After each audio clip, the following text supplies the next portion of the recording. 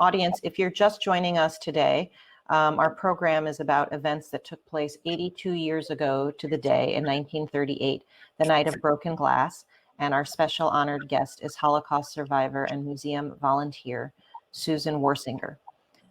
For context, for people who may not be familiar with the basic outlines of this history and how it was a turning point in the implementation of the Holocaust, expelling Jewish children from public schools in Germany started early in the Nazi regime.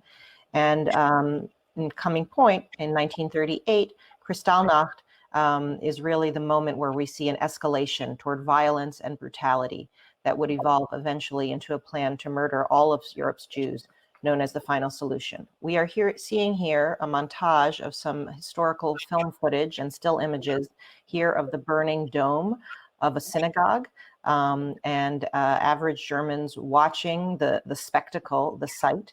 Kristallnacht was an all-out assault on Jewish people, their houses of worship, their homes and businesses. And although the authorities sought to portray it as a spontaneous outbreak of violence, Kristallnacht was in reality a carefully planned and stage-managed night of attacks and destruction. Rioters destroyed hundreds of synagogues throughout Germany, annexed Austria and parts of Czechoslovakia. We see here a completely desecrated synagogue. Here, shop windows that are shattered, synagogues burned all through the night in full view of the public.